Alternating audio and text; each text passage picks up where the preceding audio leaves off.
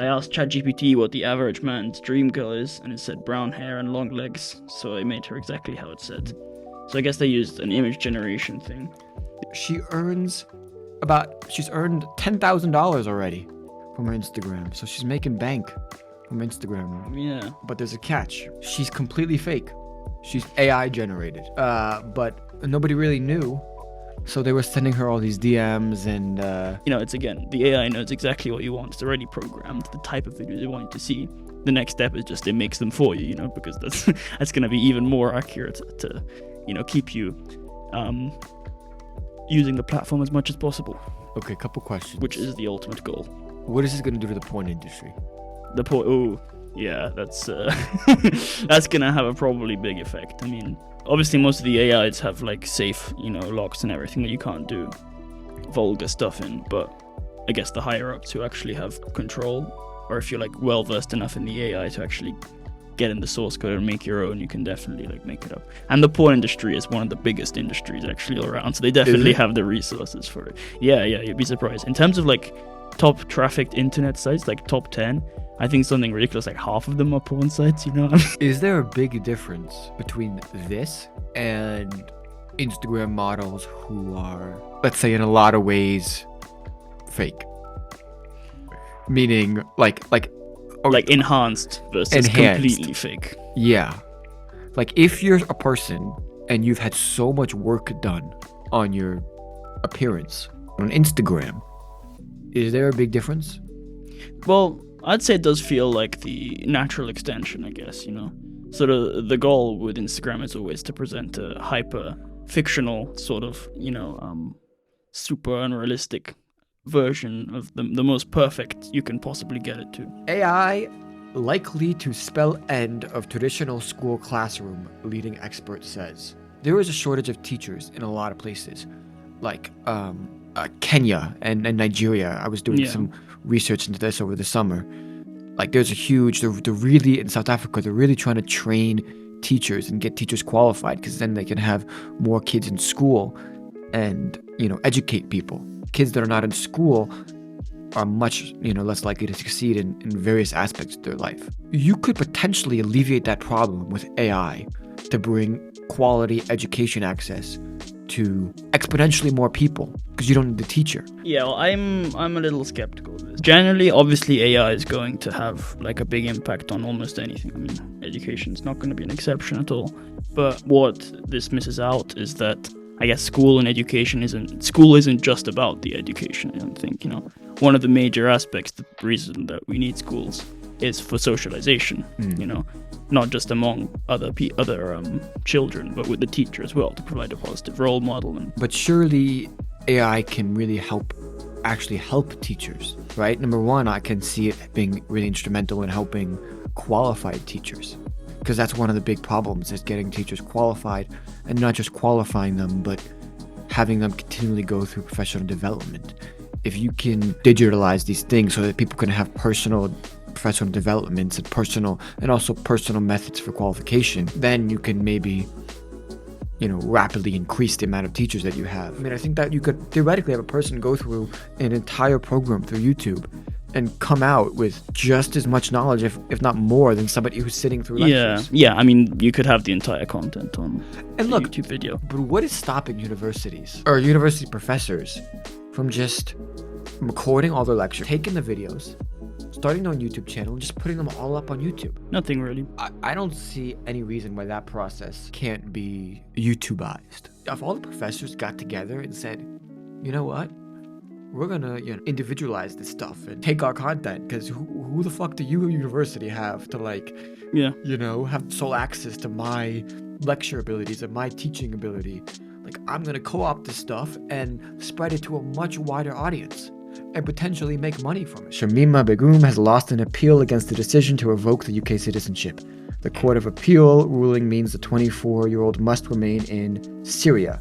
The government stripped her citizenship on national security grounds in 2019. Mrs. Begum left London 9 years ago, aged 15, to travel to Syria and join the Islamic State group, or ISIS. I think the only reason really for accepting it back would be sort of an act of kindness. But whether she's deserving of the act of kindness, I suppose, is a pretty individual question, which you can't really the question make up. Like, she may be no longer in the group, but it's really hard to prove that she's completely renounced that stuff, right? Like ISIS, and and you obviously have to have a pretty negative attitude of your country to leave and join a terrorist group that wants to destroy that country. Should there be something in place for people who are born, maybe not as severe, but some kind of thing where they have to prove... Well, immediately after birth to the baby, would you? No, but like when they're 18 or I mean, what happens if they fail a test? You just deport them. Well, maybe like you're still a minor then. I used to think when I was sort of a teenager that the best voting system would be, one where you take a test for the right to vote. Yeah, I was like, you only want the informed people to vote. But it's sort of this idea that you have, I think, that a lot of people sometimes have, I think, where it's just like, if only the world was run by sort of intelligent people, then, all the problems would be fixed. I mean, but here's the thing, right? Intelligence doesn't fix, like, moral values. And I mean, all the political questions are about moral values, fundamentally what you should do. And no matter how intelligent you are, it doesn't give you the guarantee at all that your moral values are going to be better. Basically, in Plato's Republic, he says you separate the classes between the rulers, the guardians, and then the regular people. And the regular people can never become the rulers of the state, but you have to lie to them and tell them that they're in their low position, because afterwards they'll receive like a gold coin for being in their position. Oh yeah, there's also like the myth of like the rocks or something, that people are just a combination of rocks, and fundamentally, you're born anything. to exactly. Yeah. If you're either born a guardian or you're born a ruler, or you're born that way, and that's just how it is. I guess the Indian caste system sort of does that.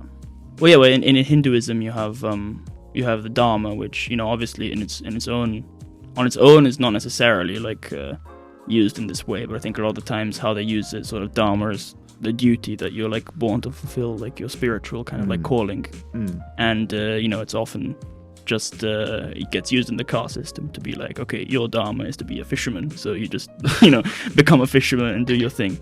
I mean, in the Bhagavad Gita, the whole book is the prince coming to the realization that his Dharma is to be a warrior and to kill all his enemies. A wide ideology gap is opening up between young men and women in countries across the world.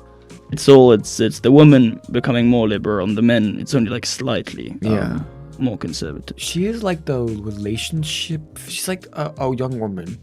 Her name is like Freya India, but she's amassed a huge following by like basically talking about women's issues and women's relationship issues, and she's a huge following. And one of the things she's like very much like anti-online dating. We need face-to-face, we need physical contact.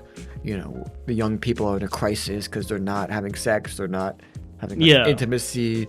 That is a big problem, to be fair. The numbers on that are pretty shocking. There's I don't remember off the top of my head, but the increase in people not having had a relationship by the age they're like young people, like in 20 and everything, has gone like way up, or never having had sex, all this stuff, or never even just like not having close friends has gone up like by a crazy amount. Spending time alone, like not average hugs a day even has gone down like ridiculous amounts.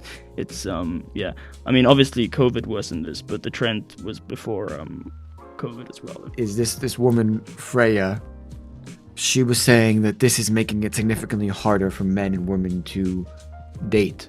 It partly explains the lack of like relationships, because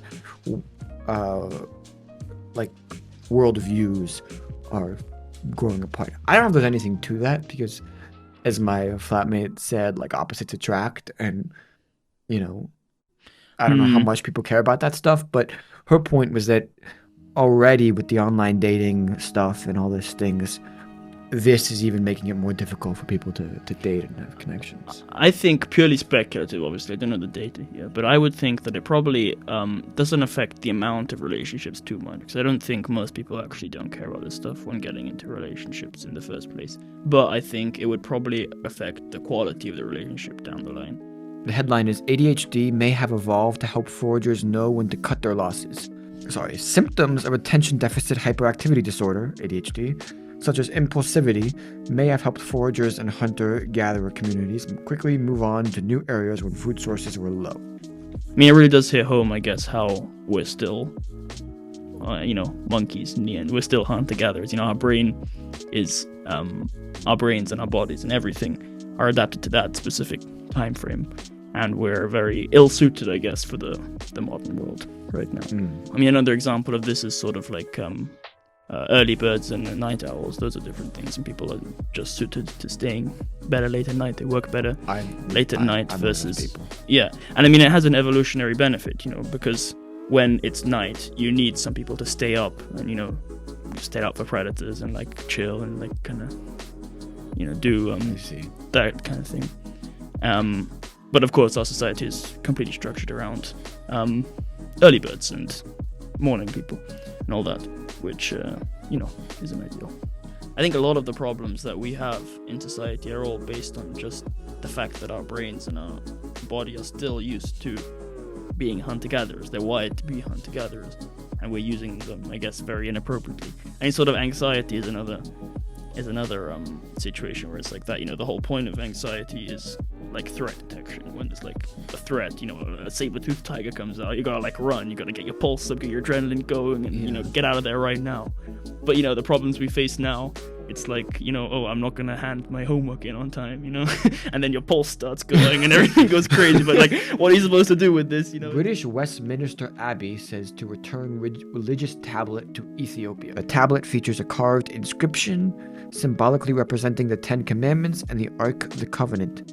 The container said to have been used to carry the commandments down from Mount Sinai by Moses. Should countries that steal stuff or loot stuff or take stuff hundreds of years ago have a duty now to return them? What I want to know is, when are the French gonna return all the paintings that Napoleon looted from Italy, alright? The Mona Lisa and all the Leonardo's. When is that happening? No, what should have happened is when the Russians beat him, they should have taken the art and taken it back. You know that the most crazy thing that shows how spineless Italy is. No, I'm using it half ironically, but like an Italian actually stole the Mona Lisa from France and was gonna bring it back to Italy, and the Italians like found it out and just gave the Mona Lisa back. What is the best city to visit in Italy? In Italy, well, and you can't say Milan.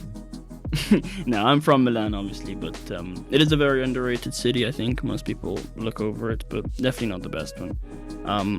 I mean, Venice is obviously really beautiful. It's too touristy. That's the main problem. It is just a tourist city now. It's kind of sad. There's like nobody lives there anymore. The entire city is just tourists, and obviously it's extremely busy during the time of day, during most times in the year. But it is well worth visiting. It's one of those cities, I think, where it's like, it's sort of like, a lot of the times you see pictures of cities and you see like kind of the city as it's advertised, and you're like, no way, this is actually real. And when you get there, it's like, it's not quite, it's embellished. Yeah. But Venice is literally like exactly like what is advertised. There's no discrepancy there. All right. So but except for Venice, though, I'd probably say probably Rome. Rome. Yeah. I love in Rome. I mean, you have this in Athens as well a little bit, but where you just walk randomly through the street and then you stumble onto some 3,000-year-old. I do love that quite a lot. Do you believe in an afterlife? No, I don't think I do. No? So you think it's the end after this? Yeah, probably. I can't know for certain, but I would rather live my life thinking that it was the end, to be honest.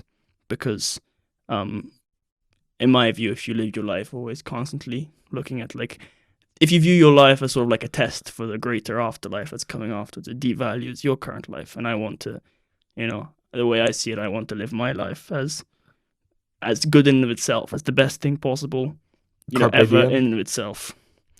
Yeah, I guess it's related. Help us get to 1,000 so we can live stream on YouTube. That'll be so much better. And so I can start making money on the show. Yes, sir. Yeah, so we can get really nice equipment. And give back to the community, obviously. That's the main goal. Obviously.